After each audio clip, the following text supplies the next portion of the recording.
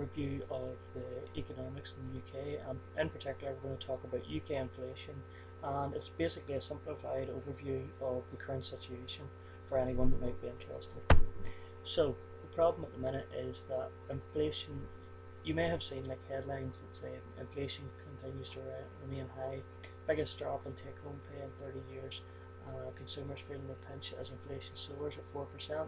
So yeah, these are all the different headlines that are going about at the minute, and it's confusing if you don't understand what inflation is or why prices are rising. And this presentation hopes to explain that.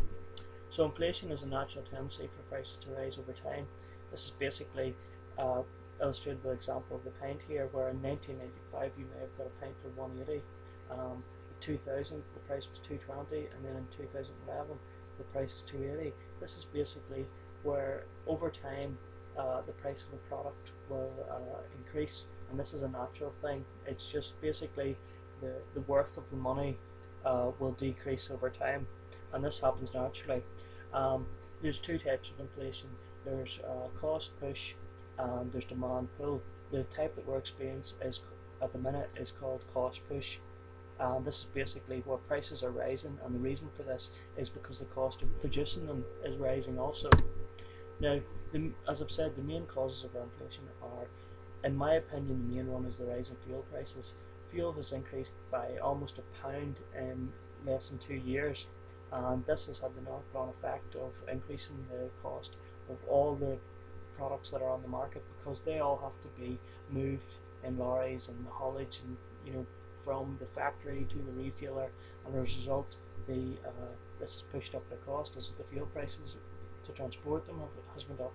Also, there's been a VAT increase, so basically the actual price of the products has increased because the government requires more money, and as a result of that even if the fuel prices had remained the same, the products are actually costing us more. So basically these top two factors are producing a higher cost of items for ourselves.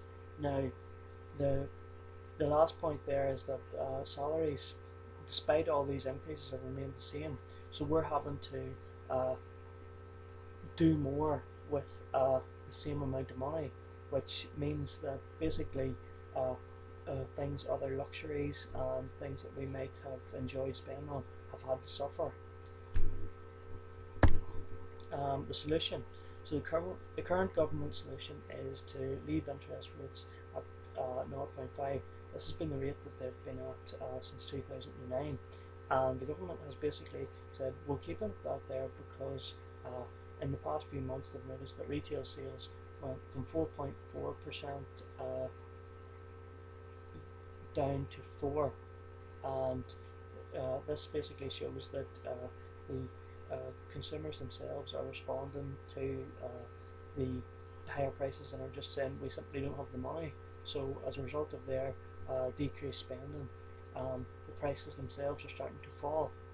Now that's why the government's left out that interest rate, because they believe that a more organic way to solve the inflation problem is to let the customers respond. If the customers don't buy, the price of products will have to go down, and over time then the price of products will come to a acceptable level. So in effect inflation could solve itself. Now that's one approach, but the possible future solution would be to increase interest rates in autumn 2011. That's basically where the government feels that they'll increase the interest rate, so the rate of return on investment within the banks. So how much interest you get in your bank account is dictated by the Bank of England. They set a rate at given times, and they have kept that at 0.5 since 2009. Now if they decide to increase that rate, this could hopefully help stimulate more growth in our economy. The justification behind this is pretty much this. So this is the gamble. If they were to increase the interest rates in autumn as planned, the positive outcome could be that it encourages foreign investment, because from an exchange rate point of view, an increase in investment would make the UK more attractive for foreign investment. It would also reduce spending because as you increase interest rates, it's more attractive to people to save. If you're getting a better return in your bank, you'll try and put more money in the bank because you'll get a better return on it. And by sort of decreasing the spending, as a result, the prices will begin to fall because there's less money in the economy to to, to purchase items, and as these uh, as the demand decreases, so too will the inflation. So that would be the positive outcome. And as I say, this is a gamble. So if uh, if they decide to increase interest rates, a negative outcome could be that as interest rates increase, so too do mortgages as they fluctuate with, as many of them fluctuate with the interest rates. So increased pressure on mortgage payments could be enough if the salaries remain the same to be a tipping point for a lot of household incomes whereby the payments just get too high and they physically can't afford to pay for it. So that might lead to a lot of people losing their homes and could actually lead to the economy shrinking.